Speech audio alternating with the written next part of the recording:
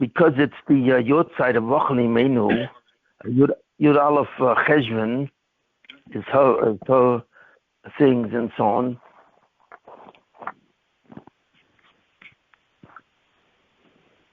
And I thought I'd speak about something about Rochel Imenu in her memory, in her schus, and so on. She's a very special person in Klal Yisrael. She died very young. She was, they say, either 36. I think the Vilna Gaon says she was 36, and someone said she was 45. So she was spectacularly young. I mean, the people who lived at that time lived for a long time. I mean, Avraham lived over, I think, 175, and so on. And Yaakov lived. They all lived very long. They didn't live as long as the people in the time of Noach. You know, these people lived hundreds of years. Noach lived, I think, 700 years. I don't know exactly the amount of time. Noach? Yeah, Noach. He lived 900. Shame 600. Wow. Wow, 900 years. You know, one wonders what to do for 900 years. People are exhausted from life. People are exhausted from life. What's that? 969 years. Mr. Shalach, 569 years. He was the most, the long-living of all human beings, Mr. Shalach, because Noach lived only, Adam Rishon, he lived only 930 years. Because he gave 70 years of his life to David HaMelech, because I once spoke about this, and he was the Mashiach ben David, actually, Adam Rishon, Kodim Achet, and because of the sin, then the Mashiach ben David had to die. In other words, he killed the Mashiach ben David, because he was supposed to be the Mashiach ben David because he sinned, and he never became that. So therefore, he gave 70 years of his life to David HaMelech and so on. So David HaMelech didn't live very long either. But Rochel Imenu lived paltry. I mean, she lived, I think, according to the Vilna Gaon, she died at 36, which is astonishing. And not only she died at 36, but she was buried like on the road to Beis Lechem, which is in the West Bank, which is not far, I think, from Hebron. But it was actually totally, she was buried on the way, which means she was buried nowhere. She never was buried in the Ma'oros HaMachpelah, and never got there. And the Yaakov Avinu buried her on the way, on the road, actually, on the side of the road, in Nefaf and Beis Lechem. And, her grave is completely abnormal. Her grave is not even in a cemetery, which is shared by many people in a cemetery, which is a common place where they bury people, but she was buried all alone, in the middle of nowhere. So that really begs the question: why would Rochel Imenu, the matriarch Rochel, buried in the middle of nowhere? In fact, the real question is, what was the whole story of really Rochel Imenu? And what makes her story so spectacular, if I may say, was there's a medrash that says, to some extent, her story. And we really don't understand who she was, and so on. But according to the medrash, when the Jewish people were attacked by the Babylonians, and the Babylonians were taking on themselves to destroy the Beis Hamikdash, and the Jewish people, after the destruction of the temple, I think the Jewish people were taken out of Israel and they were brought to Babylonia.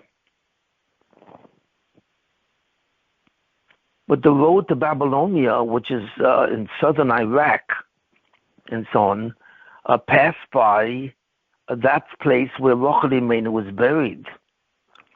So the Medrash says a very amazing story, which a lot of people don't know what that story is, and I'm going to repeat it in her memory, and what exactly happened and what she did. Because in my opinion, the world has a certain impression of Rochel Imenu as having done something really incredible, but no one really knows what that is. That's right. First of all, I want to talk about that and tell you what the Medrash says about her. It says that when the Jewish people were being exiled,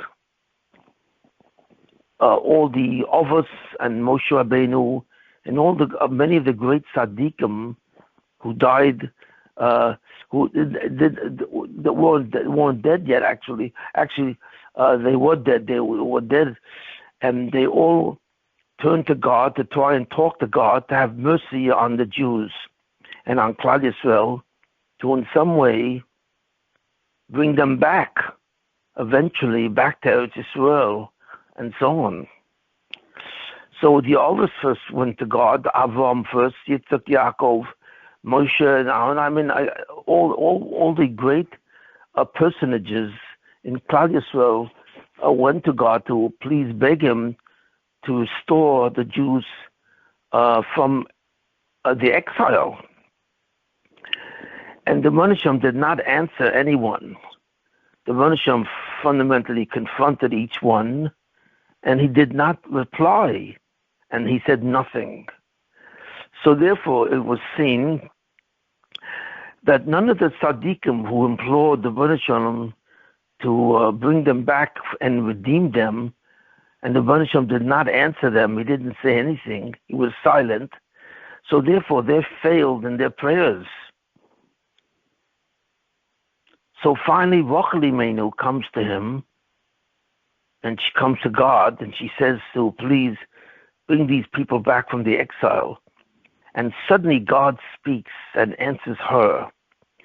And why he answers her, we'll speak about it in a minute, but God says, Mini koili mi bechi. It's in Yirmiyah. The actual medrash comes from Yirmiyah, and Yirmiyah repeats the conversation that God had with Rochel, the wife of Yaakov Avinu. And he says to her, remove your tears, withhold your tears from Klal Yisrael, that I will redeem them. He makes a promise to Rochel Imenu, and only to Rochel Imenu, that he will redeem the children of Israel. He will redeem them. But he will not redeem them now at this point. This was the first real Golus outside of the land of Israel. Up to then, all the troubles that the Jews had were that they were inside the land of Israel. And this was not anything ever experienced before, where the Jews were suddenly captured and taken out of the land of Israel, and so on. But I think this was the Golus of Babylonia. I think this was the Golus of Assyria. But in any case, the Rebbeinu Shem had never taken the Jews out of the land of Israel. And he says to Rochel that, okay, I will restore them back to the land of Israel. And I promise you this fact. Now the question, of course, was, why was Rochel Imenu the only one that he said this to? And why did he not answer any of the other tzaddikim, the Ovos and Moshe Rabbeinu and so on and so forth, about this fact? Why did he not answer them? So what is said is that Rochel Imenu did something which was almost incomparable. It was so astounding that Rochel actually rose to the level, and this is what I say, it's very hard to understand, that all the patriarchs, all the Ovos, were very great tzaddikim, Avram, Yitzchak, and Yaakov, and so on. But Rochel Imenu, actually, who was the wife of Yaakov, actually in that, in a certain capacity, rose to the level of almost an Av. That's right. She's the only one of all the matriarchs, the wives of the Avos, Sarah, Rivka, Leah, and so on. But she's the only one of the Avos which rose to a level of, she was almost an Av. Now, what does that mean, almost an Av? That means she's considered actually one of the founders of Klal Yisrael. She was not simply the wife of one of the patriarchs, one of the Avos, who had Klal Yisrael, that generations from the Avos came from, but in a certain sense, she was almost a shirish. That means she was almost a root of Klal Yisrael, and she had almost the status of an Av. Not only that, she had a son, like her sons were supposed to be some of the Shvatim, but she had one son, Yosef, a tzaddik, who was so great that he's considered the greatest of all the tribes, Yosef. So that Yosef, there was actually supposed to be 12 tribes, according to one each month of the year. And she had Yosef, and from Yosef there came 2 tribes, Ephraim and Manasseh. And these were considered 2 separate tribes. You know, the children of Yosef themselves were tribes, and this was unheard of from all the other 12 tribes. Each of the 12 Shvatim, the tribes from Israel, which came from Yaakov, was therefore considered one of the 12 tribes of Israel.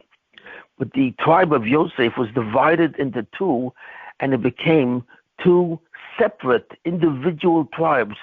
So because of that, Yosef himself took on the status of almost an Av as well. So not only did his mother have the status of almost being an Av, but her son, Yosef, had that also. So there was something outstanding about this woman which was not comparable to any of the other himos. So, of course, the question is, what did she do that was so incredible? And the thing what she did is that she allowed, because of her schus, she allowed the midas harachamim, the attribute of mercy, to hold sway and dominance over the midas hadin. And by doing that, she actually saved Klal Yisrael. Now, that's a very difficult thing for an individual to do. You know, to do that, really, you have to be an Av. The 3 of us actually did the same thing. Avram, Yitzhak, and Yaakov, all of them were able to surround Klal Yisrael with the midas harachamim, the attribute of mercy. So what is it that she did? That she did the same thing. She allowed God, she created such a schus that God was able to call forth the attribute of mercy, midas harachamim, and suspend the midas hadin. So what it is said about her is what she did something extraordinary with her sister, Leah.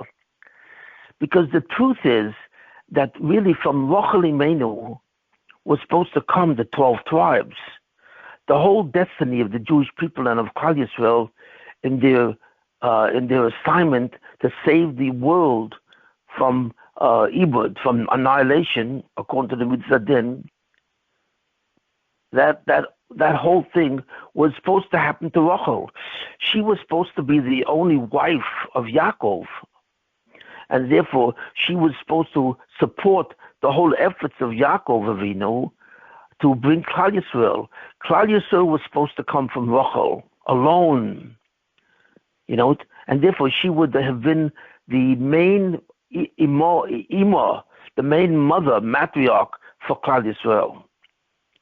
But what happened? Leah, her sister, who was actually older, much older than her, but she also died young. I think Leah died she died older, but in her 50s and 60s. I don't know, but Leah also died young, relatively. And her destiny was to the people, the Jewish people, for the remainder of history. But Leah was very disturbed when she found out that Rochel was going to become the mother of Klal Yisrael.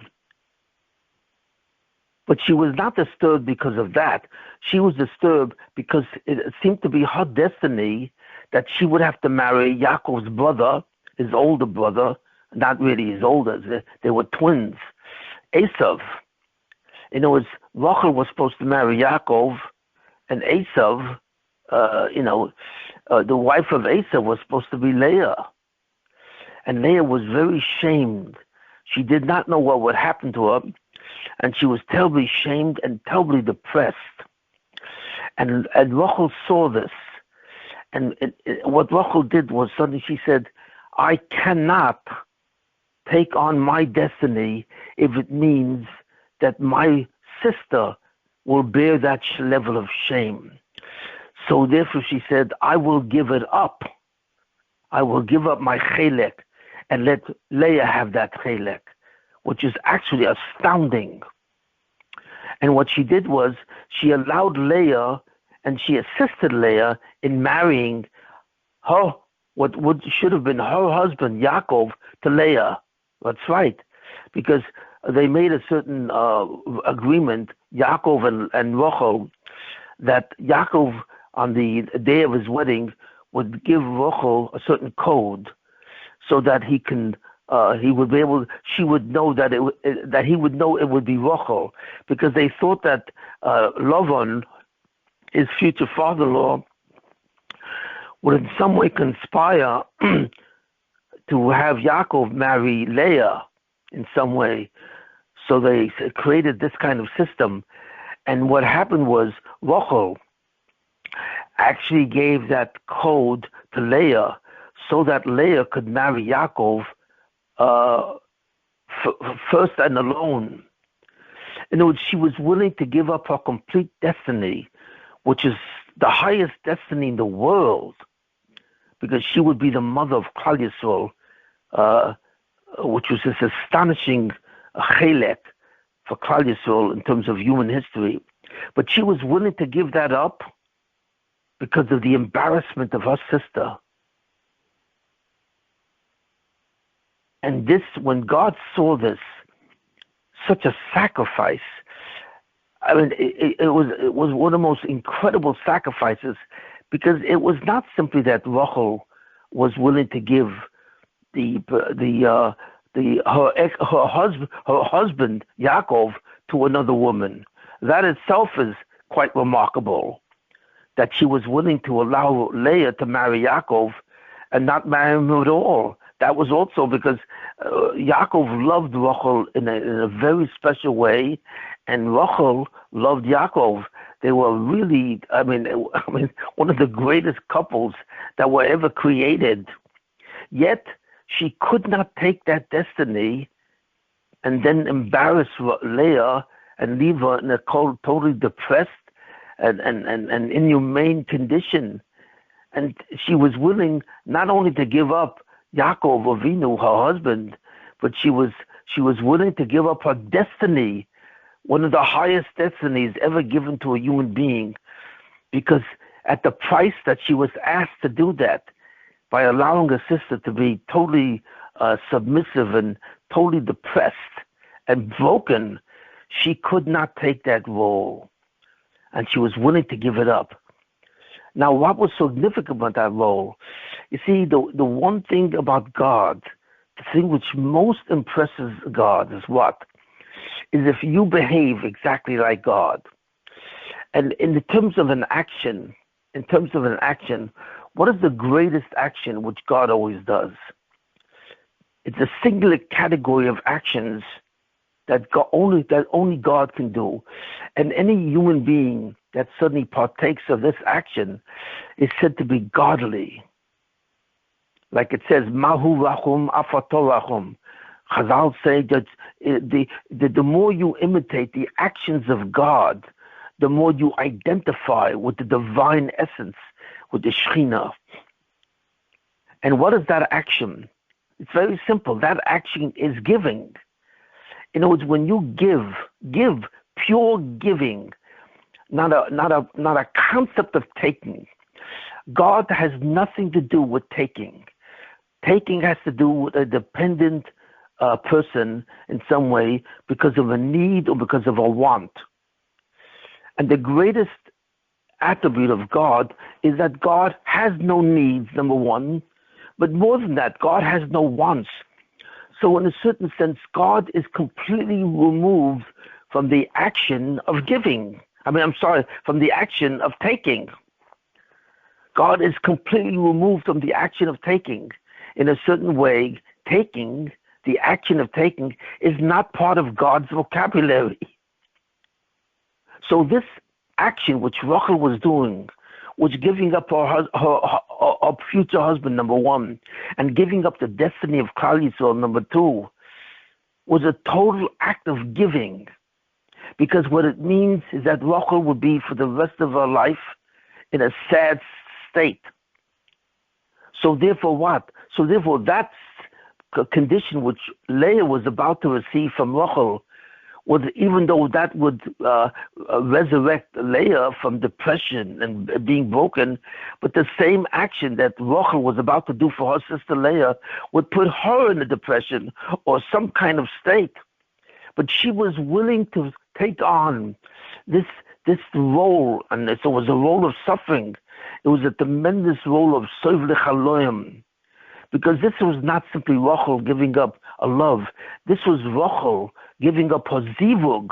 Yaakov Avinu was the emistic zivug from Rochel Imenu, and she was willing to give up her zivug, the soul that should become attached to her in certain ways.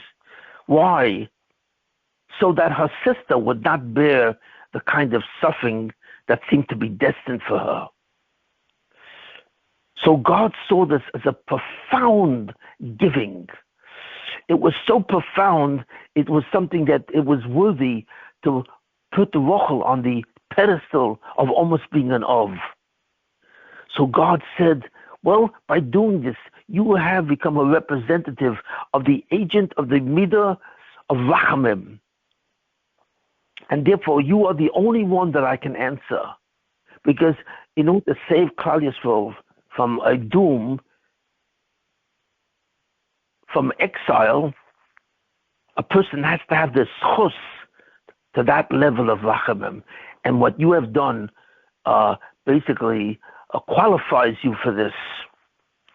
So that's why God said to her, for you I promise. To no one else did God ever give this promise. And he said, because of your act of giving, because actually you replicated my act of giving. And therefore I am able to promise you that in your schus, I will redeem Klal Yisrael. And so on, and they will be saved. So Rochel therefore takes up the title, the aim, the mother of Klal Yisrael, and the mother of the Geula itself. Whenever people think of Rochel, they think of a person who represents the schus of the Geula, of the redemption of mankind, the redemption of the universe, the redemption of all existence, because of the mazel, because of the tachlis, the purpose of Klal Yisrael. And God was saying to her, I promise you that I will do this. So this was an extraordinary thing. And that's why the schus of Rochel Imenu is so great that I say hundreds of thousands of Jews come to daven by her grave in order to promote that possibility. And this is really astounding, and so on. So even though Rochel Imenu is not buried in a cemetery, you will not find the grave of Rochel Imenu in a cemetery. You will not find her grave by the Mars Machpelah, not at all. Where will you find her? You will find her alone between Beis Lechem and so on. You will find her over there on the side of the road. And that's where she's been since she died a long time ago. And this, when she died, the tribes, the sons of Yaakov, asked them, why are you burying our mother on the side of the road? Isn't she supposed to be buried with you in the Mars of Machpelah, the cave of Machpelah, which, by the way, the Medrash says is the entrance to Gan Eden. It's a vortex. It's a wormhole between the world of Ruchnius and the world of Gashmius. That's according to what Chazal say. That's the power of the Mars Machpelah. It's not an ordinary grave. It represents a kind of connection, a union between Ruchnius and Gashmius, in a certain sense. And Yaakov Avinu said to his sons, the reason why I'm burying her, because of what she did, she has earned the ability to derive a promise from God that if the Jews are not zocher to the Geula, if the Jews, I should say, if the Jews are somehow have the fault and suddenly they are to be exiled from the land of Israel, in Hoschus, God will turn it around and one day redeem the Jews for the Geula. And therefore I'm burying on this spot. Why? Because it's on this spot that the Jews will pass as they go into exile. In the future, when the Jews again will sin and go into exile, they will pass on this road, and so on. Hundreds of thousands will pass on this road. And on this road, she will be here. And why over here? Because most people, I don't know if they realize that. What Yaakov did, he buried Rochel in exile too. That's exactly her position where she is buried now, in the middle of nowhere, not in a cemetery. But he buried her in a road which the Jews would eventually take one day when they will go into exile. So that means that Rochel herself was in exile. She doesn't rest. Her body does not rest. It is in exile. That's where she was buried. So just like the Jews are going to go into exile, she is in exile, and she is able to say with them, look, I share with you the exile. Because just as you are going out of Israel to some foreign country, I am also in a state of exile. Because I am not where I'm supposed to be. And where is that? I'm supposed to be in the Mars Machpelah. Right? It is I who should be there, not Leah. But I give Leah that spot so that I protect her from such pain. So therefore, I am willing, on my own, I'm willing to go into exile so that my body will lie in exile, in Golus. So that in some way, this soivlich haloyim, this pain that I'm suffering, and so on, that you also will someday be able to come back. Just like I will come back one day at the end of time, whenever there's a Geula, and I will come back, my position will be changed. When the Geula happens, I will come back to Eretz Yisrael, to the Mars Machpelah. And that will happen just like you will one day come back to Eretz Yisrael after a long Golus for you. So the condition of Rochel, and most people, I don't know if they realize it, Rochel herself went into Golus. She was buried in Golus.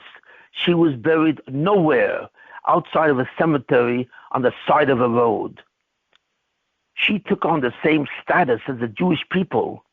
And by taking on the same status, she replicated the Jewish people when they were in Golus. So Rochel says to them, I will also be in Golus. My burial place will be in Golus.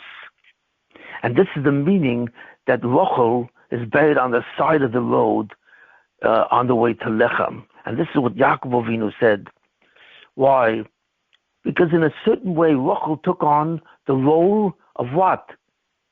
Of a soivlich haloyim, the role of a Mashiach himself. In other words, in a certain way, she prefaced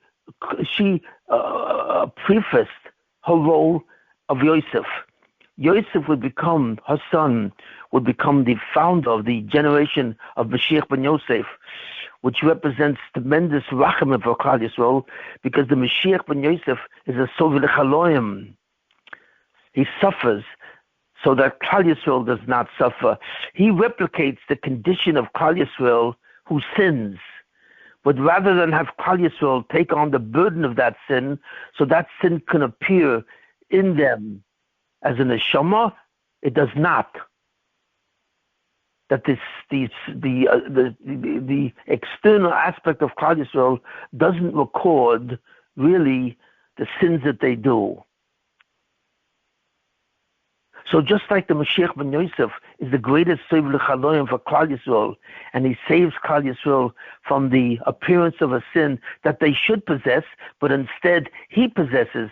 And whether you realize it or not, what most people, I don't know, realize it in Klal Yisrael, what is the tachlis of the Mashiach ben Yosef? The tachlis of the Mashiach ben Yosef is to represent Klal Yisrael. How? By being Klal Yisrael. In other words, he takes on the burden of these sins. He takes on the burden of all the things, and that's symbolized by the boar of Yosef, that the grave, when these brothers sold Yosef, they put him into a pit. And in that pit was Nechoshim, snakes, and Akrovim, scorpions. They threw him in that pit, hoping that he would die in the pit.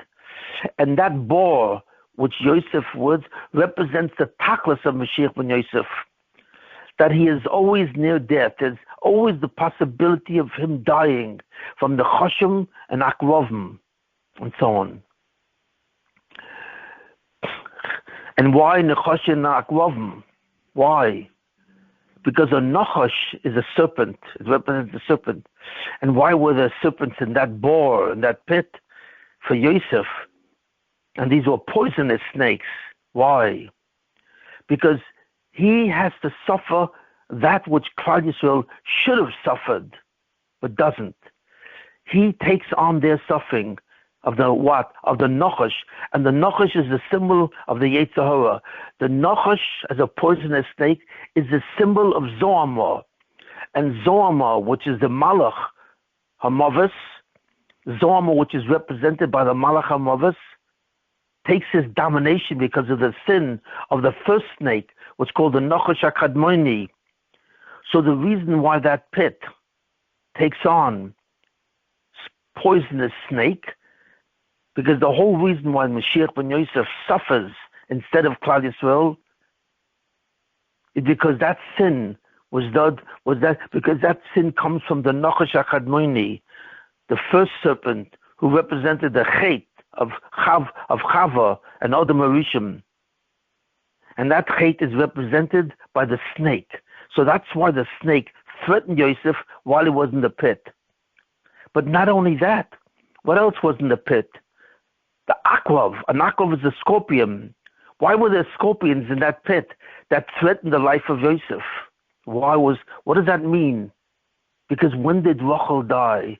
Rochel died way before her time. Rochel should have lived much longer. But Rochel died in advance, in a very short time. Why? She died on the road, in exile, and so on. But when did she die? She died in the zodiac month of Akrav, Scorpio. She died in the month of Scorpio, which represents the scorpion. The time that she died was in what? She died in Cheshvan, Mar Cheshvan, which has no Yontif in it at all. And it's the only month of the year that has no day of Kedusha. That's right. They say that the only day of Kedusha that Scorpio, to be born in Scorpion, will be after the Gula. When the Gula comes to Klal Yisrael in the future time, that Gula will be represented by a Yontif that will be created by the Gula itself. Every month of the year has some kind of Yontif in it, except Mar Cheshvan. And that month is November. It's the month of Cheshvan in November, approximately the end of October, and in November itself. That is the month which is represented by the zodiac sign of Scorpio, of the scorpion. And what happened in Cheshvan? Well, that's when Rochel Imenu died. She died in the month of Cheshvan, the month which has no Yontif at all. Why? Because that Yontif, which will appear in the month of Cheshvan, which corresponds to approximately November, will finally only appear at the end of time when the Geula comes, because Rochel Imenu, that's when she died. And when the Geula happens, there will be a yontif, I think, a yontif on that day, and Yud Aleph Cheshvan will become a yontif, because that will represent the Geula. That's the day that Rochel died, and so on. So therefore we see that the day of her death was actually the promise of the Rabbanu Shalom that he will bring her Geula. He will bring her prayers, and he will say, it is due to your prayers and the success of your prayers that I will redeem Klal Yisrael. And on the day you die, that will become maybe perhaps in that month, Cheshvan will suddenly have, on the day that you died, the Geula itself. So because of the fact that that Rochel died because of the sin, because in certain ways because of the sin of all the sins of Klal Yisrael, and because Rochel died and so on and so forth, because she would be the mother of the redemption, she died in Cheshvan, which will someday have a yontif, well maybe we will become greater than all the Yom Tovim. So there was Noshin, Nechoshim, snakes and scorpions in that pit that threatened Yosef HaTzadik. And he could have died from any one of them, any a scorpion or from a snake. So now we understand two things, right? We understand why Rochel was buried outside of the Morzan Kpela and in the middle of nowhere. It was her exile that would replace, would simultaneously be the exile of Klal Yisrael, number one. And she died in the month of Cheshvan, because in Cheshvan also would be what? Would be the scorpion, which be the mazel. Scorpio is supposed to be the most spiritual of all the zodiac. Even though the zodiac has many spiritual months, the greatest month, people who are born in Scorpio generally have the highest level of spirituality in a certain sense. Another month which is similar to that is Pisces. And Moshe Rabbeinu was born in Pisces, which corresponds, which is after Aries, which corresponds to the month of Purim. So the zodiac sign of Pisces, the fish, which is the month of Purim, and Scorpio, which is the month of Mar Cheshvan, and so on, the month of the Scorpion, are the two most powerful signs of spirit, of Ruchnius. So that's why she died in the month of Scorpion, Mar Cheshvan. So we see that this is not random at all. That every fact of her death and every fact of her life was also, she became a Mashiach ben Yosef. That's right. Probably the only woman in history that took on the role of Mashiach ben Yosef. That she died in exile, and her schus is from exile, because she replicated the punishment of Klal Yisrael similar to her son, Yosef HaTzadik.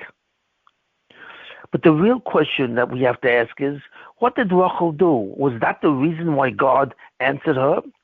Was she zocher to be a quasi-Mashiach ben Yosef? And that's what she became. If you want to know what the schus of Rochel Imenu was, she was a quasi, an actual partial Mashiach ben Yosef itself, even though she was a woman. And as the Mashiach ben Yosef, as a quasi-Mashiach ben Yosef, as a partial, actual Mashiach, as a Messiah, she was almost equivalent to an Av. So she was very similar to her son, Yosef HaTzadik himself. And the two had similar mazolos. But the question was, we have to really understand is, what was her real schus? Was this her schus that she replicated with Klal Yisrael? And what I'm going to say, this was not her real schus. She was not really representing Klal Yisrael and thereby saving them from the exile, and therefore having them given a redemption. Her real schus was not that she brought the Geula to Klal Yisrael, although that's what everyone says. She's the aim of the Geula. So what really was it? So I would like to prefer another theory of what the real source of Klal Yisrael really was, how she saved Klal Yisrael. We all know that Klal Yisrael, the Jewish people, have Taryag mitzvahs, 630 commandments. That was the Torah that was given to them and so on. And from the 630 commandments, the ability to operate and to function in 630 commandments required 3 components that came together as an organism. And what are these 3 components? The first component was the Jewish people themselves. They were the ones who actually did the mitzvahs. So therefore, they are a major component for the Taryag mitzvahs, because it was the Taryag mitzvahs that guaranteed the ability of Klal Yisrael to survive. And that gave them the free will to do it. Because the Taryag mitzvahs created the possibility of rehabilitation. Because originally the 7 mitzvahs from Noach were all performance mitzvahs. But the 630 mitzvahs of the Torah are not only performance mitzvahs, they are rehabilitation mitzvahs. Because many of them have to do to Klal Yisrael if Klal Yisrael sins. If a person, for example, does a certain sin, which really the punishment of that sin is chorus, an early death, and so on. So what happens? So the Torah says you have to bring a korban, a chayav ekrisis, that you have to bring instead because you did a sin which obligates the death penalty, of course. And if you bring that korban, you will be totally forgiven, guaranteed forgiven. So therefore, we see something very astounding, which happened this week. When God said to Avraham Avinu, I'm going to give you the Torah, which has 630 mitzvahs, and this will create a status of Klal Yisrael that will be different than the status of the 7 mitzvahs of Bnei Noach or the 1 mitzvah of Adam Rishon. And what is that status? That status will be that not only will they have mitzvahs for performance that they have to do, like stealing and loving your neighbor and so on, but they would have mitzvahs that will rehabilitate them if they sin. And this will guarantee their appearance in Olam Haba. The reason why God said to Avraham that every Jew has a chelik in Olam Haba. Why? Because that chelik is almost guaranteed to him from the Taryag mitzvahs, the performance mitzvahs, and the rehabilitation. If he does this act of rehabilitation and so on, and cure, then I will forgive him for that sin, and therefore he is almost guaranteed that he will go to Olam Haba. And that's the power of the 630 mitzvahs. So the second component of a Jew is, number one, he has the Kedusha in him, that he's able to perform the 630 mitzvahs with free will. The free will of the Jewish people is not like the free will of all the other nations of the world. The free will of the Jewish people is in 613 actions, corresponding to the actions of the 630 mitzvahs. In any other action that a Jew does, which does not relate to the 630 mitzvahs, it only appears to him like he's doing what he wants to do, that he has free will. He does not have free will. In other words, all the actions of a person are divided into 2 categories. There are actions which they can do which has free will. God does not determine what that action will include. That's totally up to their free will. And then there's certain actions that everyone does which has no free will. It feels like it has free will, and a person cannot really see whether he's free will in action because they all feel the same. But most of the actions that a Jew does that's not related to the 630 commandments do not have free will. He's doing those actions because that's the will of God. So that's called hashpah, the actions which he does, which are many actions. This is called hashpah, an influence milamala lamata, that comes from above, down here, which means that the origin of the action or the possibility of action does not come from his free will. It comes from above. It comes from the world of Ruchnius, down to the world of Gashmius. And it doesn't involve free will. But all the actions that have to do with the mitzvahs, the 630 categories of mitzvahs, relate to actions which all have a basis in free will. And that's called the hashpor milamata, from below, the milamala, to above. So therefore, the actions of a person, of a Jew, has two directions. Those actions which are precipitated by the energy from above to below, which has no free will, and the actions that are precipitated by a person himself with free will. And these relate to the 600 commandments. And there are no exceptions to this rule. Even though a person thinks that he has free will and he can do whatever he wants, that's not true. That only applies to the actions of free will, which is the greatest actions of all. And that permits a Jew to go to Olam Haba, the free will of 613 circumstances which allow him to acquire the future world and the future life, which is beyond time, beyond space, and beyond the actions. So that's the second component.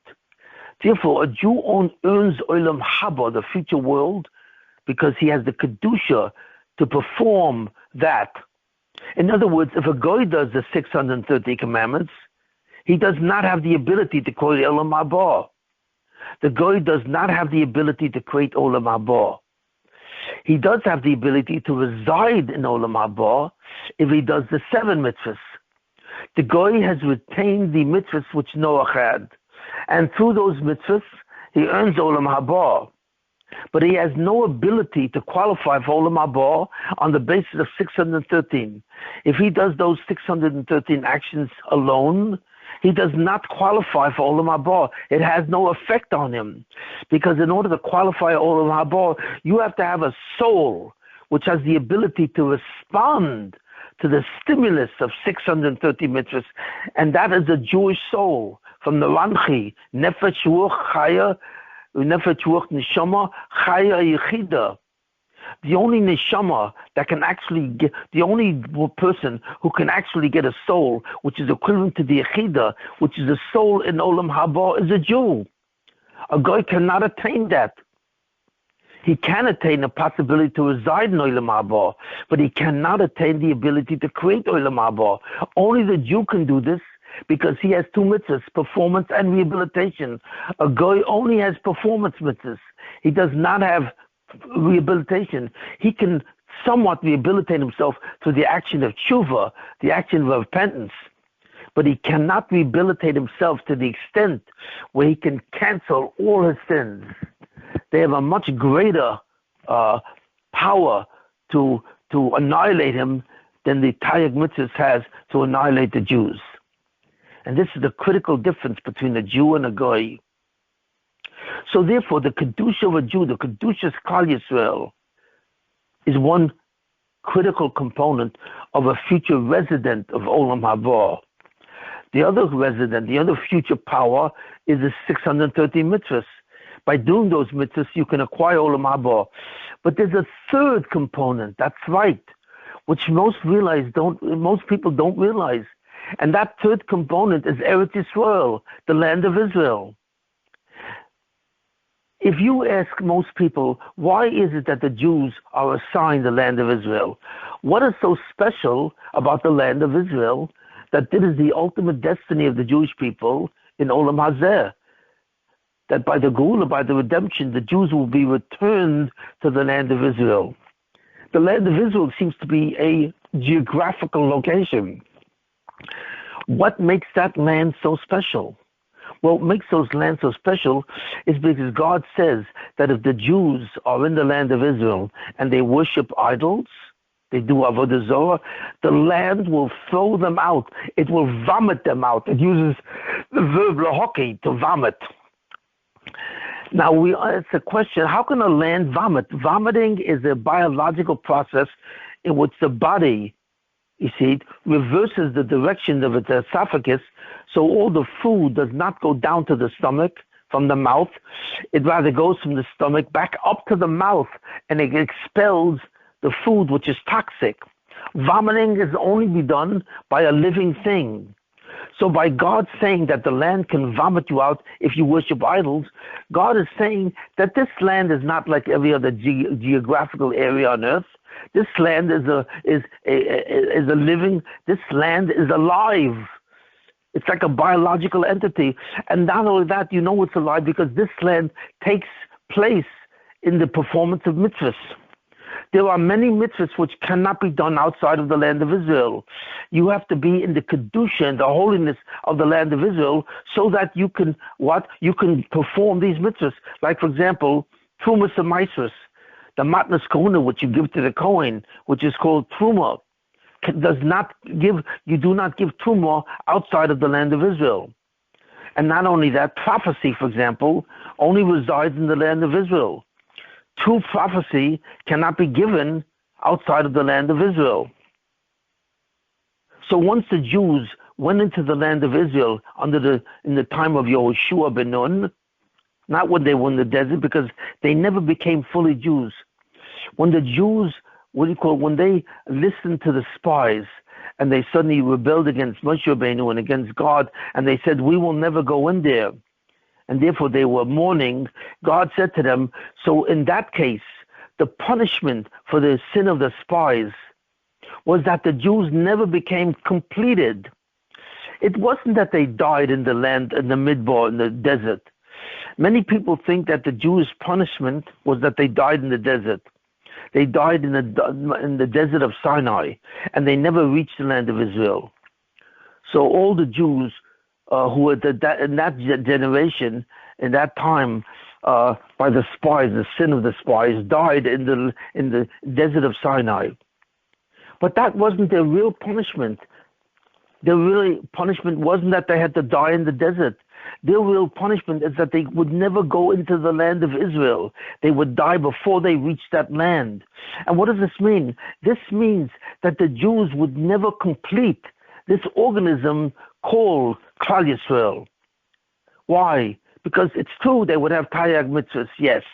It's true they would have the Kedusha of giving of the Torah, but they would never get the Kedusha of Eretz Yisrael. And that Kedusha is also necessary to perform many of those mitzvahs. So therefore the Jews never became a complete, a full, and a perfected organism that's capable of taking Olam Hazeh, this world and time, and creating Olam Haba. The Jews who died in the desert because of the sin of the spies were never able to create Olam Haba. They were never able to create the future world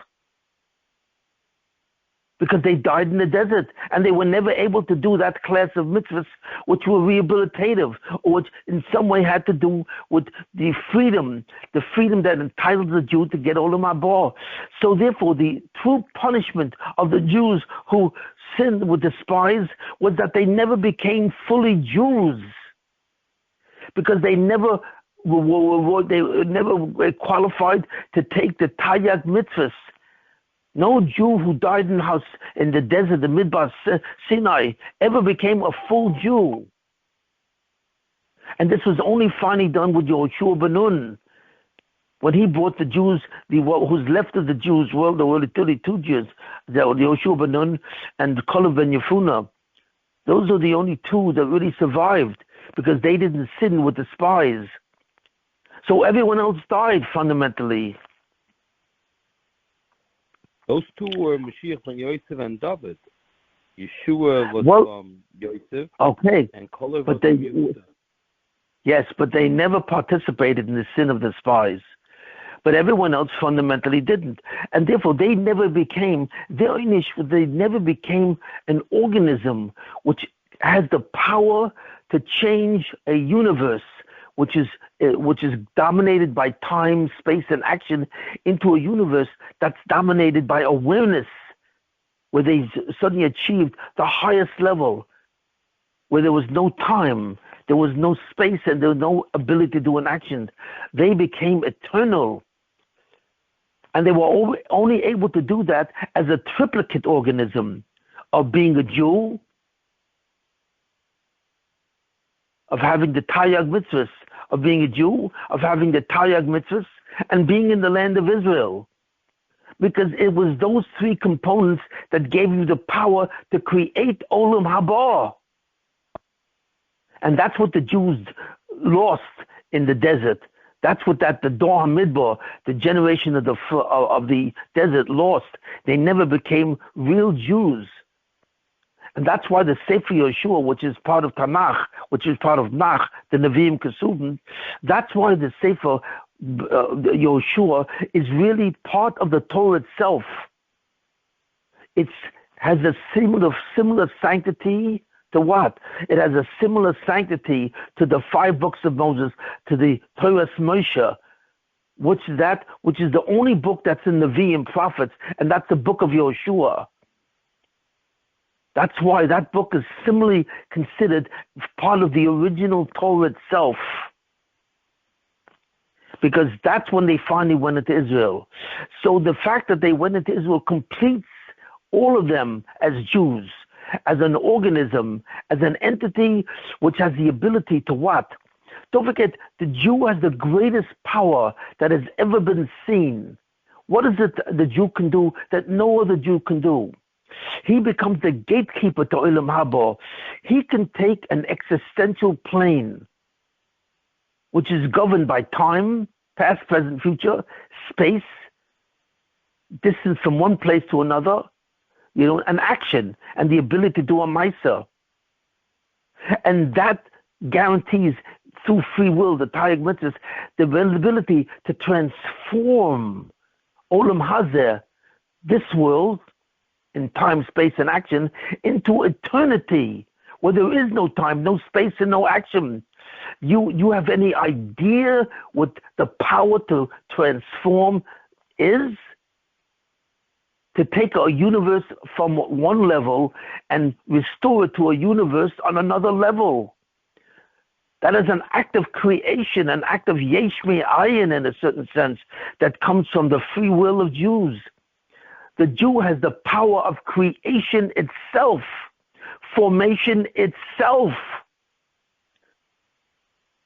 He forms the future world.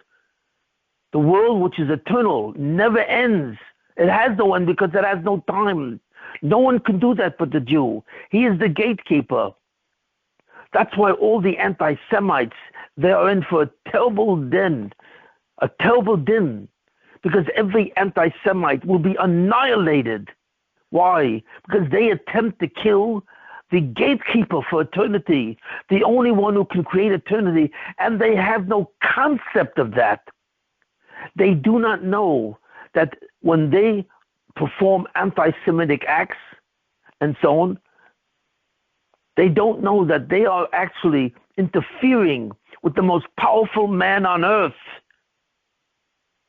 And therefore, they will experience annihilation themselves, having completely rejected the power to create Olam Haba. Since they interfered with the power to create Olam Haba, they will have nothing to do with Olam Haba. They cannot create it because they're not Jewish, and they cannot even experience it. They will not even be able to reside in it. Many Goyim will be able to reside in that, because Olam Haba is also given on a certain level for residents living there to even Goyim. That's why a Goy does not have to become Jewish, because he can earn Olam Haba on his own, even when he's a Goy, by observing the 7 commandments of Noah, not the 630 commandments. But an anti-Semite, he will be annihilated, because he's interfering with the very process of creating Olam Haba itself. So therefore, what do we see? What is a Jew? A Jew is a part, a component of an organism composed of 3 things that must be unified to give him the power to create Olam Haba. And what is that? That is what? That is, first of all, to be Jewish. to be born of a Jewish mother, number one. Number two, to have 630 commandments, the Taryag mitzvahs. And number three, to live in the land of Israel so that he can do the rest of the Taryag mitzvahs. And it's all three of these components that merge together to fundamentally qualify a person to be an instrument of transformation from a universe of time to a universe of no time at all. One is called a universe of time, which is called Zamanis, from the word Zaman, which means time. And the other world is called what? It's called a world of awareness, a world of eternity, Nitzchias. And Nitzchias means eternity, which means not endless time, but no time. And the only one who has this power is the Jew. And he has to have all three components. Wait a minute. So now we understand something from this which is shocking. That means that a Jew who goes into Eretz Yisrael and acquires the three components of the power, if he is exiled from the land of Israel and he has to go out of the land of Israel, what happens to him? One of these components, which is the land of Israel itself, suddenly becomes absent. That's right. So in that period, he loses that complete power because he's not a complete organism. So therefore, putting a Jew into exile, taking the Jewish people and putting them outside of the land of Israel, jeopardizes their ability to perform their function. It jeopardizes their ability to even exist. So fundamentally, the Midas Hadin, the attribute of justice, can annihilate them because they are no longer that kind of organism. So we see that at that time of Rochel Imenu, and at that time when the Jews go into exile, that they cannot exist as Jews anymore because 1/3 of their organs are ripped out. It's like a person without a heart, or a person without a kidney, or a person without a lung, or a person without a brain. A person cannot survive if one of these organs is gone. And they become an organism missing a life-given organ. And that's the land of Israel. So therefore, exile is not simply a punishment for the Jews. Exile is their destruction, is their termination. And most people don't even realize this. So when God wanted to exile the Jews, he fundamentally wanted to terminate them because of the sins that they did. So therefore, that's what Rochel Imenu did. Now we have a total understanding of who Rochel Imenu was. She is not simply a person who saved the Jews, who got God to promise her that he would return them. She didn't earn the Geula. It's not the Geula that she earned. It's not because of her schus that God promised her the redemption. She did not accomplish the redemption. That's not what she did. She is not the mother of redemption.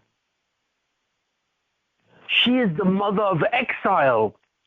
She, by praying to God, said, please God, even though the Jews are an organism and are required to be of three components, and even though now you plan to put them in Golus, and therefore you are ripping away one of the components of that organism that can transform the world into Olam Haba, I beg of you not to do this, to allow them to survive as an organism who does not have a heart, who does not have a lung, does not have a kidney or a brain. That's right. Normally that would be impossible. But when God said to her, your tzchus in the fact that you were totally giving, not taking, and you gave the greatest gift that I can give to a person, which is the destiny to mold the Jewish people to be the instrument of what? Not of the redemption, to be the instrument of eternity. The Jews are not the instrument of redemption. That's not what we're waiting for to be redeemed. We are waiting for eternity, Olam Haba. That's what we're waiting for. The only reason why we're waiting for redemption is why? Because we were put into Golus. You see, Golus is an artificial mechanism that was given us as a punishment, which we should not have survived. because it suddenly absents us from being a complete organism of eternity. The Jew is the organism that grants eternity. He is the organism of eternity.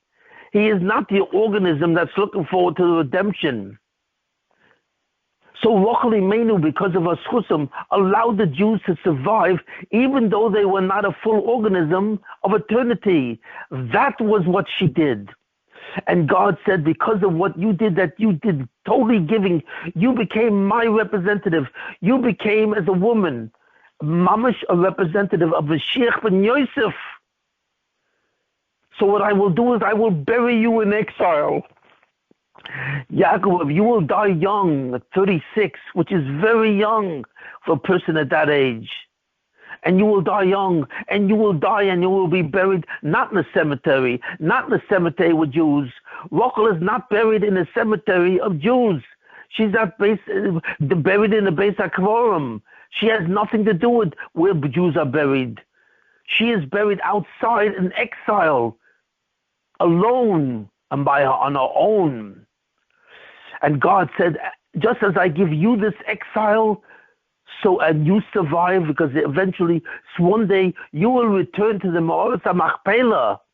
That's where you will go. You will become the woman who is the foundation, the shirish, the root of Mashiach ben Yosef, the one who will save the world from Zoyama. Your son will be Yosef HaTzadik, and his sons will be two sons, Ephraim and Menashe. He will be like an Ov, like Avraham, Yitzchak, and Yaakov. And you will be like a Mashiach, the Mashiach ben Yosef itself. So therefore, Rochel Imenu was not like one of the Amos. She's very different. She has the status of a Mashiach ben Yosef in a way, because she saved the Jews from annihilation. She saved the Jews from disappearing, from termination, because she allows them to exist, even though they are missing one of the life-giving organs that a person requires. So therefore, her true title is not the mother of the Gula. Her true title is the mother of the Gullus, because she allowed the possibility to sustain Gullus. She becomes the mother of the Gula. Why could God promise her that the Jews will be redeemed? Only because first, he can promise her that the Jews will survive in exile. Because if you cannot survive in exile, you cannot be redeemed. That's it. You're finished.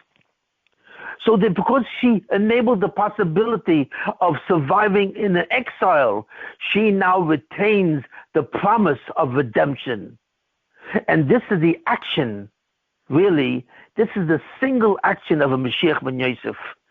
In that sense, she went to the level, the dynamic level of Mashiach ben Yosef, which she allowed the Zoyama to survive and continue to exist until the Geula.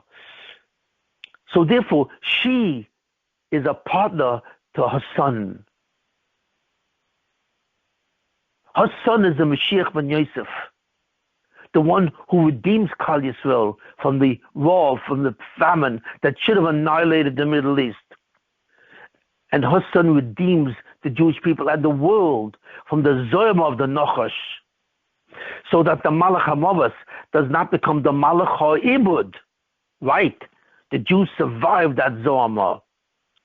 So therefore, his mother, Yosef's mother, becomes the Mashiach ben Yosef that allows them to survive the exile. She allows the redemption to occur. So you see this clearly by where she's buried in exile and the month that she dies, which is the month of Cheshvan, which has no Yontif. Why? Because if you really think about it, every month of the year has a Yontif. It does. Except Cheshvan. That's why it's called Mar Cheshvan. Mar means bitterness. Bitterness. Why is the month of Cheshvan bitter? Because it has no Yontif. It has no Kedusha to it. That's why. So what does that mean? What it means is the following. Cheshvan, the month of Cheshvan, is also in Gullus. You have to understand, everything about the Mashiach ben Yosef is a Gullus. Rochel Imenu is in Gullus. She is buried in Gullus. Rochel Imenu died in Golus, in the month of Scorpio, which has no Kedusha. It's outside of any Yontif which has Kedusha. And she died in that month. She died in the month which is dominated by Nechoshim, snakes, Ve'akrovim, and what? And scorpions. That's the month that dominates. You know, there's a certain thing it says as a joke, and so on. That what happened was that there was a person, this is a fable in a certain sense, but it indicates what a scorpion is. That a certain person was by a river and so on, and then suddenly there's a scorpion that appears next to him, and the scorpion says, would you do me a favor? Could you carry me to the other side of the river? I can't swim. So the man said, of course, I'll do you the favor. So he puts the scorpion on his back and he begins to cross the river. And right in the middle of the river, suddenly the scorpion stings him. It stings him with this poisonous, the needle on the back of it. So the man suddenly falls and he begins to drown, and he says to him, how could you do this to me? I'm doing you a favor by carrying you across the river. And how could you sting me like this? And the scorpion says, because that's what I do. That's my essence. I have an organ in the back of me it's an organ that can puncture someone and put in and enter poison, because that's what I am. That's my essence. So that's a joke, of course, but that's what they say about scorpions. You know, it's designed to kill, just like poisonous snakes are designed to kill.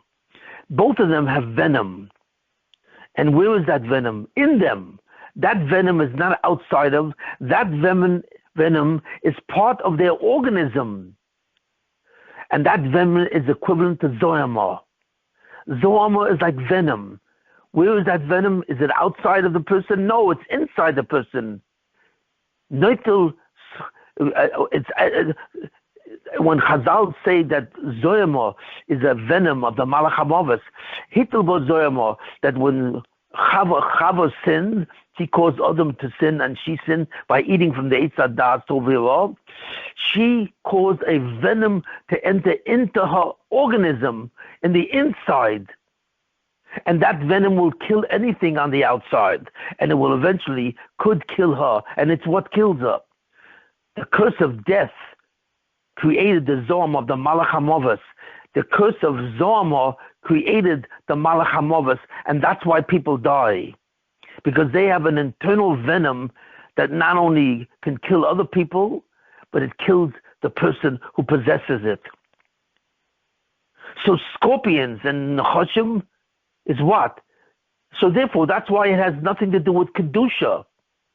It's a month which exists in exile. It's in Golus. Among all the other 11 months, it exists in exile. So therefore, everything about Rochel Imenu is about exile. She's buried in exile. She dies in the month of exile, and so on. And she finally, why? Because she exiled herself.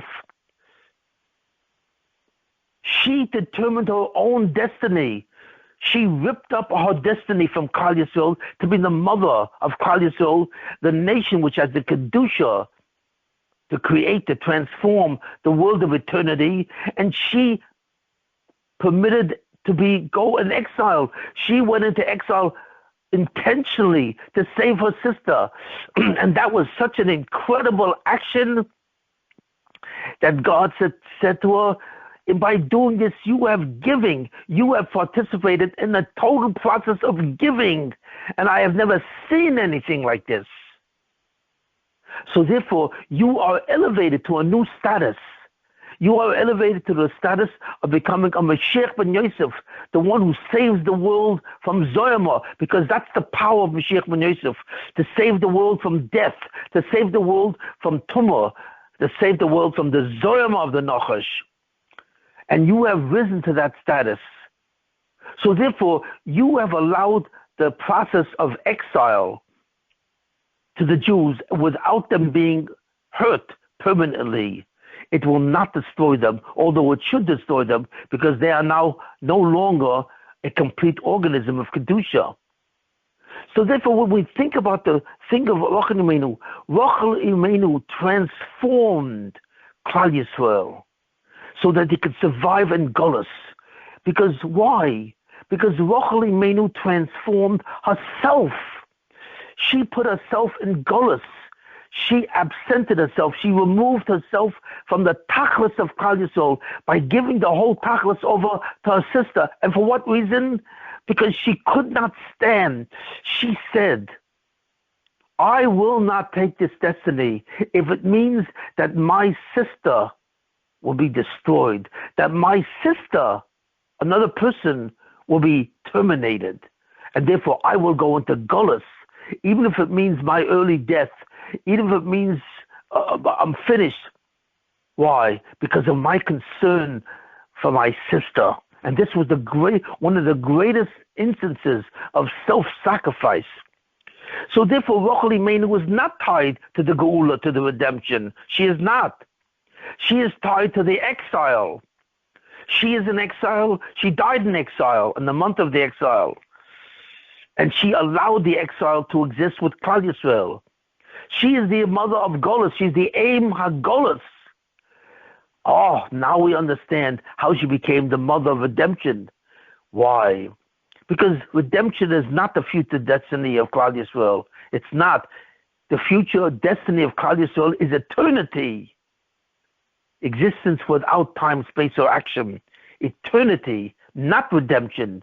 The only reason why we have to be redeemed is because we were foolish enough to do sins that put us in exile. And Rochel Imenu is the mother of the exile. And the exile can take place because she put herself in exile. And that you have to understand it. It was not simply that she saved her sister and allowed her sister to marry Yaakov Avinu. It was not simply that. Because she entertained the exile. She took on the cloak of exile in terms of what she did, in terms of what she gave to Leah. She said to Leah, you will go for me and I will go into exile. So God said to her, you have now dominated the characteristic, the function of exile. And therefore you allow me to put the Jews in exile so that it will rehabilitate them and eventually they will come back. You have hope because of what you did, that you gave and you willingly took on exile yourself. That exile now will be permitted to the Jews, and it will not annihilate them as the organism of Olam Haba. This is the source of Rochel Imenu. And this is what she is. It's very different than most people think. Most people think that the source of Rochel Imenu was simply what she did for Leah. It was much deeper than what she did for Leah. She did what? She put herself in exile, permanent exile, because she didn't know that Yaakov Avinu, she didn't know that God. He said to her, now that you have put yourself in exile, you have been elevated to the status of Mashiach ben Yosef, and therefore Yosef will come from you, not from Leah. The one who will remove the Zoyama of Klal Yisrael will come from you and not from Leah. You see it? And Yosef will have two sons, and therefore he will become a quasi of. He will not be like the other Shvatim. Just like you are not from the other Imahos, you are not like what? Sarah, Rivka, and Leah. You are not like the other mothers, or Bilhah and Zilpah. You are not like the Imahos of Klal Yisrael. You have the status of a Mashiach, and you therefore have the status of an Ov.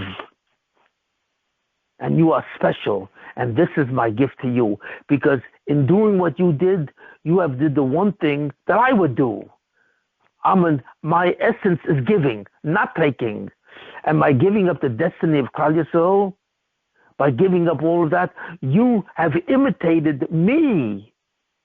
Because you have done the action of almost absolute giving.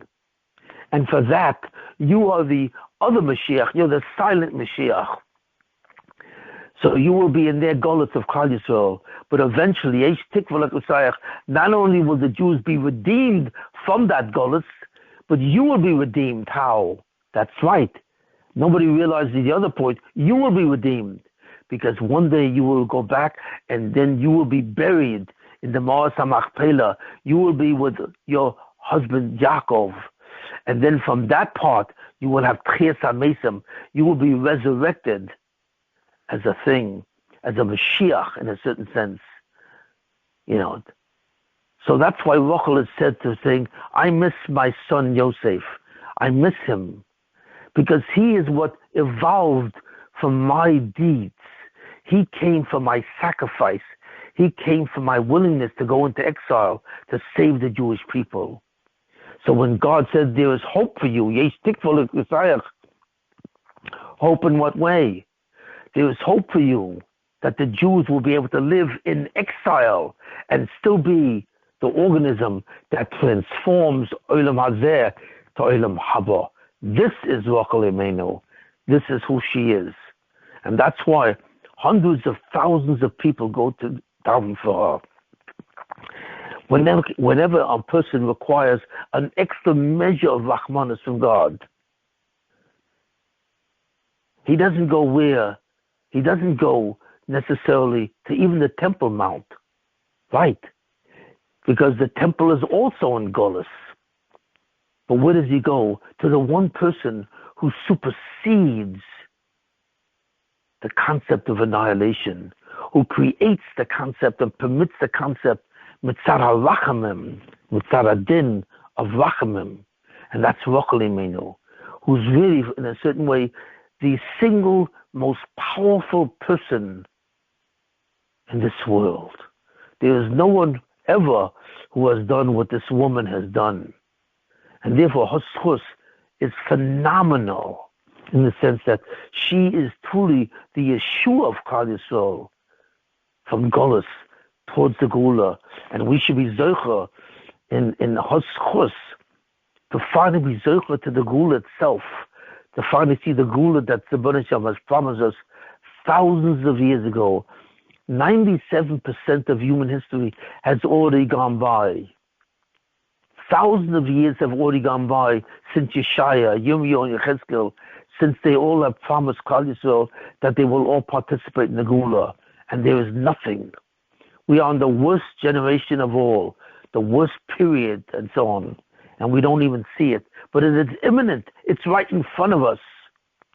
This is the worst generation of all, and in a certain sense, this is the generation of the Gula itself.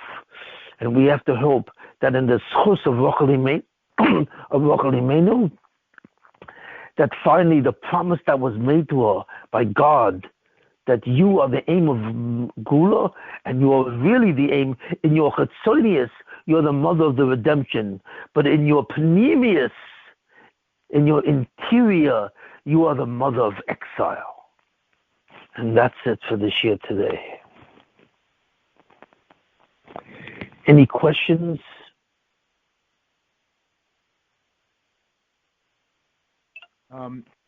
Question, comment. You're saying, if I got it right, you're saying that we couldn't survive Golus without the zchus of Rochel Imenu. Right, because why? Because Eretz Yisrael is a component to the Taryag mitzvahs, right. And therefore we could never have completed it. Just like the door, we would be in the same position as the Dor HaMidbar. The Dor HaMidbar were a generation that did not have the component of Eretz Yisrael. And we would be in the same way. We would be lacking a critical organ that enables us to create Olam Haba. Right. So my question is this: my question or comment wasn't the purpose of the Golus to take us, and we had to be Yisurin among strange people, and either be Aymed ben Asayan or be Aymed ben Asayan and get back and be yonik back the Oris that they took. And that was the rehabilitative process that would take place in Golus. So therefore, what's the question? So therefore, it's a mechanism that exists that will bring us back into balance, and not that we're therefore in danger of being destroyed because we're not in Eretz Yisrael, but we have to go out of Eretz Yisrael to go and take back that which we lost because of the sins. Okay, very good question. But the answer is this. Who created that mechanism? Rochel Imenu. You see, before... Yes, in other words, before that Golus, the only Golus that God promised Avram Avinu by the Bris Ben Absalom, he said, the Jews will go into Egypt. Now, was that a Golus? No, it wasn't really a Golus, and it was a kind of Golus. It had some of the properties of a Golus, but in essence, it wasn't for the purpose of Golus. The reason why Yosef went down into Mitzrayim is what? Was to qualify for the promise that the Banisham gave Avram Avinu. But why did Avram Avinu put the Jews in Egypt? Why did he say the Jews have to go to Egypt? It wasn't to go into slavery, because slavery was only accomplished in the last 80 years of the 210 years that the Jews were in Egypt. The reason why the Jews went into Eretz Mitzrayim was not because there was a Golus. That's not the reason. In other words, God did not tell Avram Avinu that your children will go into Golus. He told Avram Avinu that your children will go into Eretz Mitzrayim, into the land of Egypt. Why? So that the Jews could carve Egypt, they could carve through Egypt all of mankind, that they would all go and accept the Taryag mitzvahs. The intention of God was not only for the Jews to have the Taryag mitzvahs, God wanted every nation on earth to receive the Torah. How do we know this? Because the Midrash says that God went to every nation on earth and offered them the Taryag mitzvahs. He did. He offered them to be agents of Olam Haba. And that's why they went into Egypt, so that they would makarav Mitzrayim. God wanted Egypt to accept the 630 mitzvahs along with the Jews, and they would all go together. But instead, the Jews worshipped idols in Egypt. That's what condemned them, because they did not do their purpose. Even though Yosef HaTzadik did his purpose, because he used to give for food. He used to have them undertake a bris. All the Egyptians had to go to a bris in order to get food in the famine. Why? Why did Yosef HaTzadik make everyone take a bris? Why? Because fundamentally, all the Egyptians themselves were supposed to become Jews. So therefore, going into Egypt was not a Golus. It was the beginning of Olam Haba. It was to make everyone in the world into a transformer of Olam Haba, to give them, everyone in the world, the power to create an Olam Haba. There was never any intention, and that was supposed to be the Yemos Mashiach. When they came to Har Sinai, they were supposed to receive the tablets of the Or of Mashiach. Why? Because at Har Sinai was really the completion. So they would go into Egypt, Makav Mitzrayim, and they would all go together to Har Sinai, and they would receive the Torah in the tzur of the Nun. The Torah that was given to Har Sinai was supposed to be the 50th gate, was supposed to be the light of Mashiach.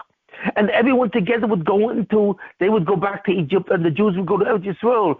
Or they would also go, I'm not exactly sure the structure of that redemption.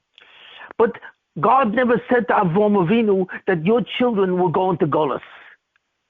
But he said, probably, if they don't survive, if the Jews perform the sin of Avodah Zorah because they're influenced by the environment of Egypt, so not only will the Jews lose the schus of bringing Olam Haba at that point in time and the Yemos Mashiach, but they will lose the very power of being free. I will put them I will suddenly convert Mitzrayim. That's right. Mitzrayim is converted. At first, Mitzrayim was not supposed to be a Golus. Mitzrayim was supposed to be a place where the Jews would makarav Mitzrayim. So therefore, Mitzrayim became an extension of Eretz Yisrael. I don't know exactly what would have happened, but in a certain sense, it was an extension of Eretz Yisrael. But instead, the Jews betrayed that purpose and they worshipped the idols of Egypt. So therefore they converted Egypt into a Golis. Egypt was not a Golis, but Egypt became a Golis because of what the Jews did themselves. And that's why God said to Avram that your Doeteda, that your people will go into the Golis of Mitzrayim, and over there, then they will be enslaved, but I will finally free them. But that was not the original plan. The original plan that Yosef was supposed to go to Egypt, and that's why he was brought to Egypt, to free the Jews and the Egyptians and the whole world from the whole tyranny of Olam Hazeh, from the obligation to do mitzvahs and go into Olam Haba. So Egypt was not a Golis. And that's never supposed to happen to them, because from Matan Torah, they were supposed to go into Eretz Yisrael and start the Yemos Mashiach, right? Then, but because instead they converted Egypt into a Golis, it didn't turn out that way. So when did the first real Golis happen? When? It happened when Assyria first took out the 10 tribes, and when Babylonia took all the Jews out of them. So therefore, that's what created the mechanism where God said, I will convert Golis into a mechanism where it itself will take care of Zarmar. In other words, instead of Golis coming from Zarmar, its purpose will be to eliminate Zarmar. Do you understand that? And who created that mechanism? Rochel Imenu, because she enabled the whole possibility of Klal Yisrael going into Golis. But not only to go into Golis, what Rochel initiated was the possibility that a Golis would become a redemption. That in the Golis itself, even before the Jews leave, that Golis would itself become a redemption. That's the true power of Rochel Imenu.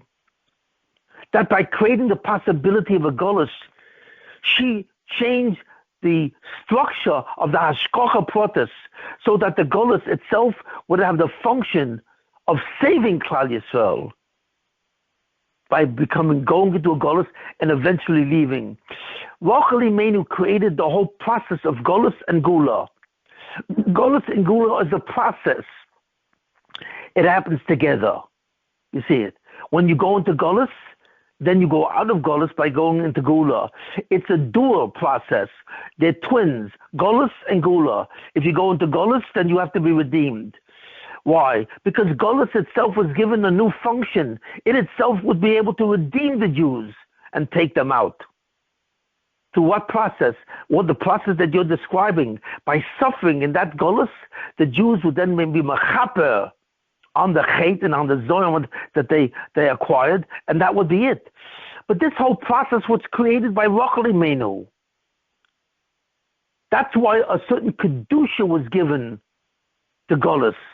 Golis itself has a Kedusha. It is, except that it's a Kedusha that lives inside of a Tumah. When you're not in Golis, then you can experience the Kedusha itself.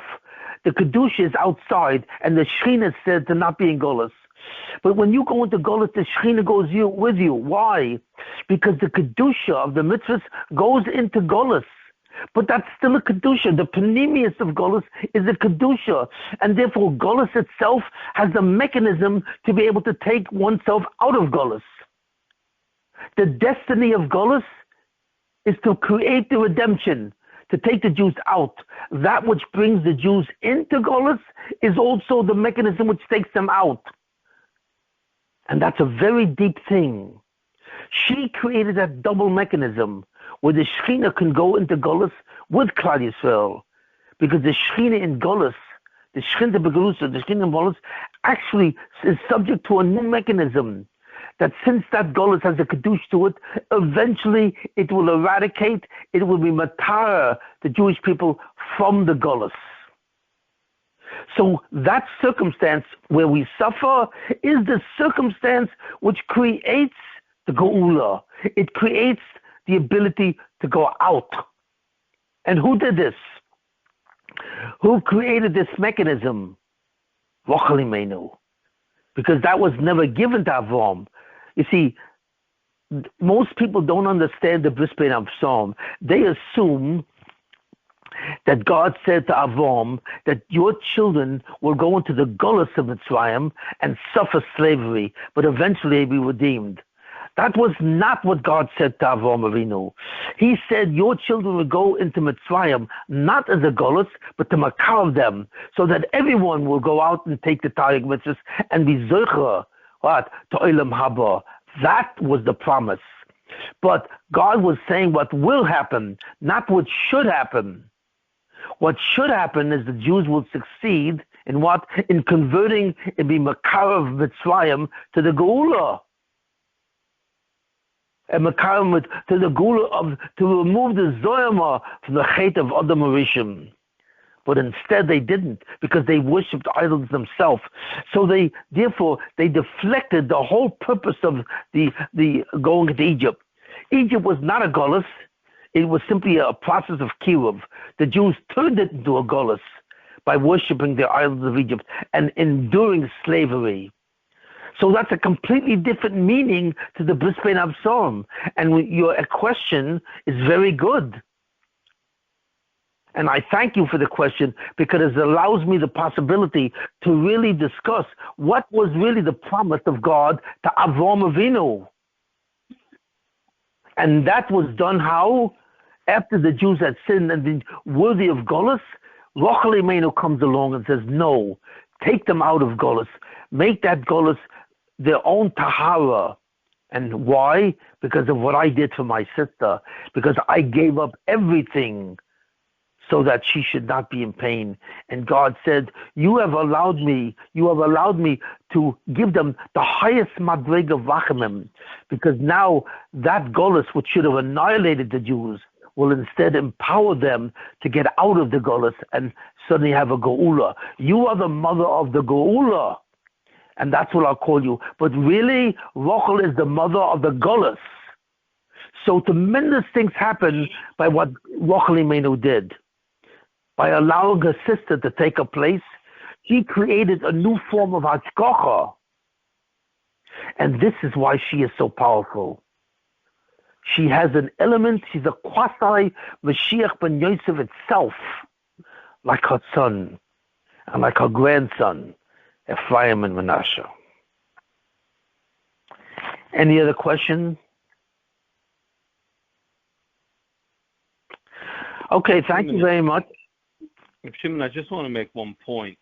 You're saying that Klal Yisrael needs Eretz Yisrael to survive, and it's like a organism without a heart. And because Klal Yisrael, why? Why does Klal Yisrael need Eretz Yisrael? Why? It seems like the zichuch has to happen in Mokum as well. That's right. Because Eretz Yisrael, the reason why Eretz Yisrael is considered Eretz HaKadosha, you know what I mean? You know why? Because the first place on earth that zichuch takes place is in Eretz Yisrael, in the Mokum HaMikdash, or the Even Shasiyah. Why is that the holiest place in the world, the Even Shasiyah, in the temple, in the Mokum of the Oren Abris? Why? Because that's the place where zichuch will start. It will start there. It will start in a geographical location, the Even Shasiyah, which has an actual it has a certain location on Earth. It has these coordinates. I mean, it would be picked up by the satellites and so on, where its location. But that location of the Even Shasiyah, which is in the Mokum HaMikdash, is the beginning of zichuch, which is the beginning of Olam Haba. So that's why Eretz Yisrael is the instrument of zichuch. It's the place where zichuch takes place, and that's why it's a holy land. That's why it can vomit people out who worship idols, because it's alive. It's alive in the sense, just like Olam Haba is alive without time. The land is alive without a soul, but it has a soul. It's the soul of zichuch. Yeah. And now that it doesn't happen, Reb Shimon, where does the zichuch go? Now that the zichuch is suspended. No, the zichuch will take place. You you answered in the share. You said that something happens in the pneumius. The Shechina goes. The kedusha happens in the pneumius, but in the chitzonius it's suspended. Right? That's what you said earlier. Yeah. And that's like a very, very deep concept, that in the pneumius today we do kedusha, but in the chitzonius of it, we see nothing, and everything is suspended. It's like stored in the pneumius. Right. So the chitzonius, the existence of the chitzonius, the outside, the exterior, as a golus, is because of the chatoim of Klal Yisrael. Yeah. But the one who made golus into a chefsa, into an instrument of kedusha, and therefore it can do positive things. It can get rid of Zorma itself. The Zorma is not gotten rid of by itself. It's gotten rid of through the golus, through the actions of the tumah. So Rochel Imenu seems to be fundamentally in charge of this. It's in her quality, dude, and that's why she's elevated to the status of a Mashiach ben Yosef. She altered the function of Mashiach ben Yosef from that of Yosef HaTzadik, which works through Golus, to a new function of a Chetzonius. She created the possibility of the Chetzonius to be Matara the Bria. Yeah, everything is stored, and really in the Chetzonius we don't see any Tahara. Everything is on hold. Like the same. That's way, why God said the main phrase that God says is what? Yesh tikva, there is hope, lachrisoyach, to the end, to the most exterior. In other words, you have created a new mechanism which allows me to use Golus to redeem them itself. So therefore, you have created hope, a new mechanism that never existed. So you see how powerful this woman was. Yeah. So I just want to connect one thing, Reb Shimon, where you see that your whole share comes together. The Chetzonius of the Bria is called Alma Dizgalia, right? That's the concept that the Svarim use. The Pneumius is called Alma Dizgasia. The revealed part where we live in, and the part that's hidden, that only God knows. It's the pneumius. Somehow, I don't know where that's stored, but it's the pneumius. We don't see it. The Ramchal calls it the inside of the teva.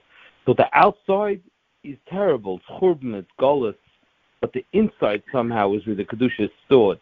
Now, because the outside is Zorma. Yeah. So these two terms, Alma Disgasia and Alma Disgalia, is good for what Darizal calls Rochel and Leah, meaning Leah is the Alma Disgasia, the Pneumius, and Rochel is the Alma Disgalia. So what you're saying, when she gave Leah to Yaakov, she created the concept of Pneumius so we could survive. Right. She created the... You see, he's saying something so deep. I have during the share. That the act that she actually gave, when she thought that she is distancing herself from her goal, and she's cutting herself off from the kedusha, that's when she actually created the survival of Klal Yisrael and her destiny. Right, you're saying very good. That's the support of what I'm saying is the Ari himself. Yeah. Because she created the concept of the Alma Disgasia. The mechanism of the Alma Disgasia, where the Shrinta Begalusa goes into Golus, was created in a certain sense from Rochel Imenu. Yes, this is a raya.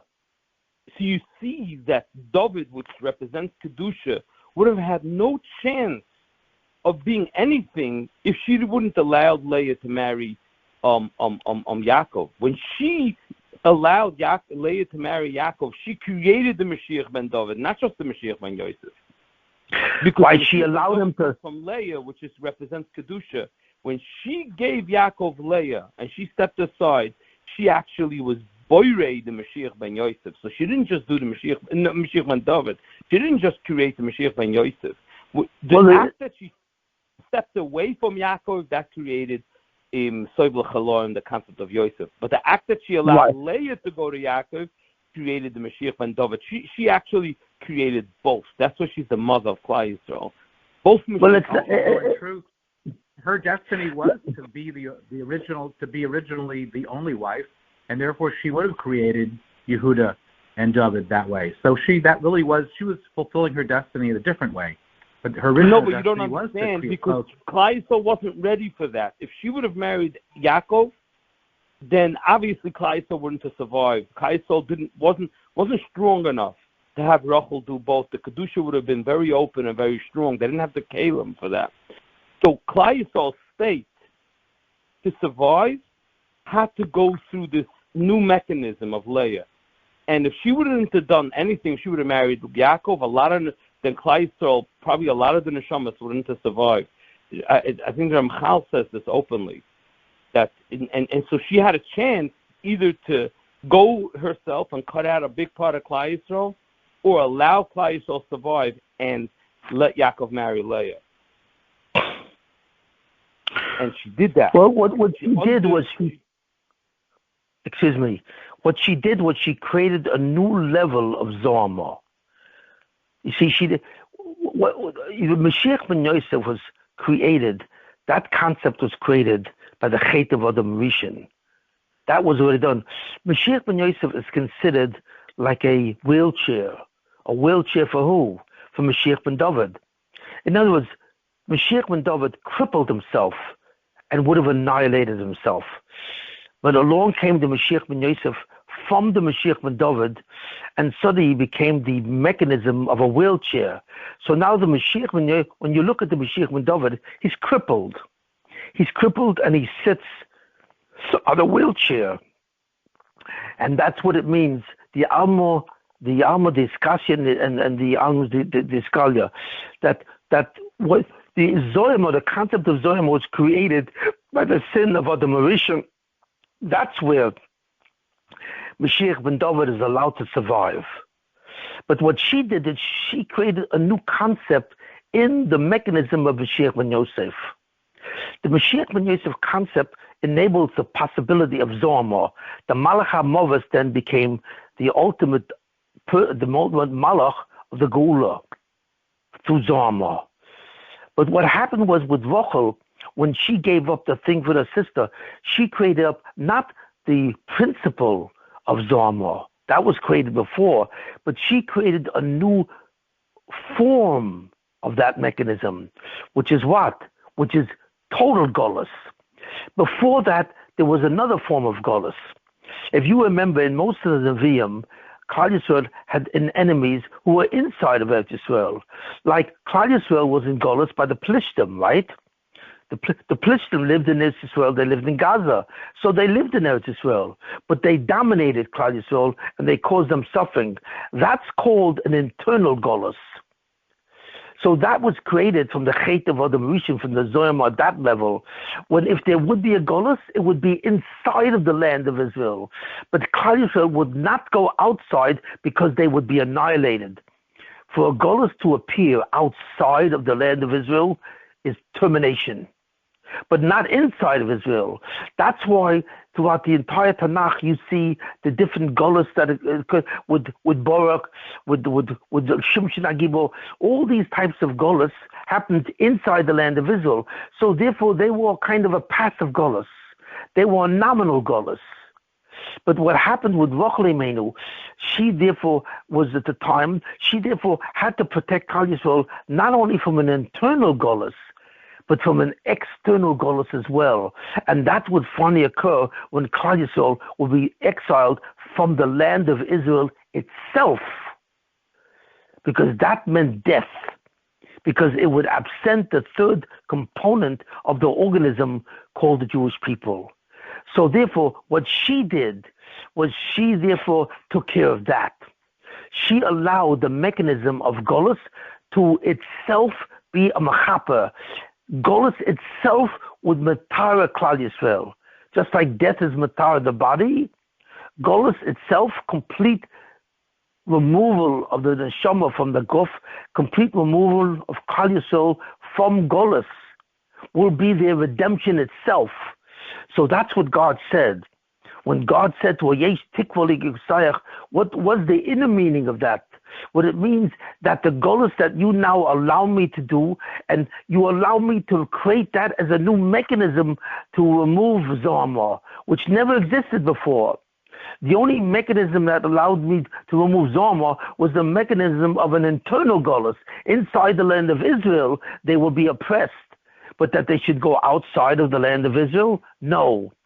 Rochel Imenu created the new form of what's called total golus. There's partial golus and total golus.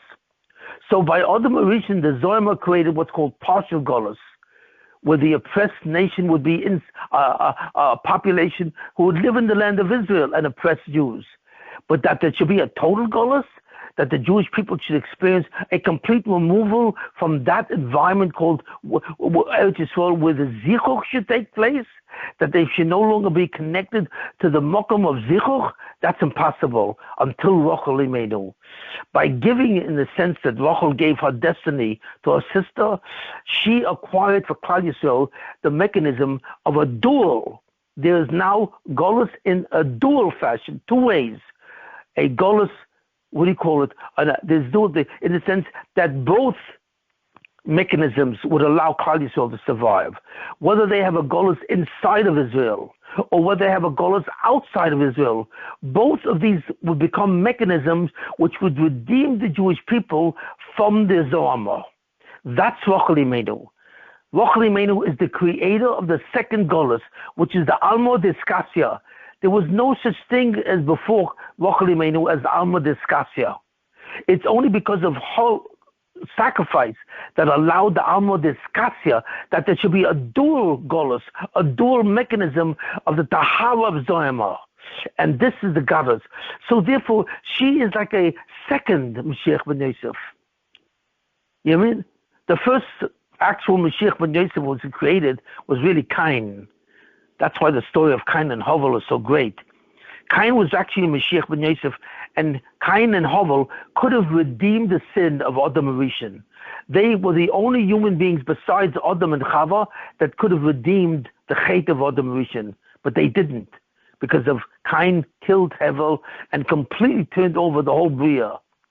So therefore, after that, the Mashiach ben Yosef had to be someone else, Chanoich, or it had to be Noach, Avram Avinu, and so on and so forth. But Rochel did something else. She created the concept of an Alma Discasia, that the golus itself from an extreme form, where the Jews would totally leave what? The mokum of zichuch, and still survive, you know what I mean? Without the mitzvahs that are tuluy ba'aretz, without the mitzvahs that are associated with the land of Israel, was created by Rochel Imenu. And that's what it means, Yesh Tikva. You have created the possibility of redemption, because you have made a new form of golus that in itself will redeem the Jewish people. And that did not exist before. So this is all very deep. What Rochel Imenu did was not simply a measure of self-sacrifice. It was the creation of a new mechanism of golus, of the extreme form, Alma Discasia. And that's what God means, Yesh Tikva. Now you have hope. We have hope that even if the Jews leave Eretz Yisrael, leave the land of Zichuch, they will still survive. And that golus itself, the suffering from that golus, will eventually matara the Zoyama and redeem the Jewish people. So this is a major event in the mazel of Klal Yisrael, in the process of Klal Yisrael. The event that was occurred by Rochel Imenu is part and possible. It is a major undertaking and a major conclusion, and so forth. And therefore, in that sense, Rochel Imenu reached the level of a quasi-Mashiach ben Yosef, like her son. And she became the mother of the Mashiach ben Yosef, and Yosef became an Ovim, a partial of. So therefore, we see that this story of what she was able to do was monumental. So we put all these facts together, we suddenly see a certain depth that does not appear on the surface. It's the depth of two worlds. An Alma, which is Begilui, and Alma Discasia, that's Behester. And this is a profound understanding of who Rochel was. And in the schus of Rochel Imenu, and the schus that the Almud is, that our Almud is scattered, that we suffer from, should itself redeem us and take us out of the Golus, and we should finally experience all the light of the Nun Sharabina and the Geula itself. Amen. Amen. Wow. Amen. Thank you, Reb Shimon. Okay, so that's the shir in the schus of Rochel Imenu. And let the shir also be the schus, let the shir also be a schus for Michael Jacobson's wife and so on, and for my son. Okay, thank you very much.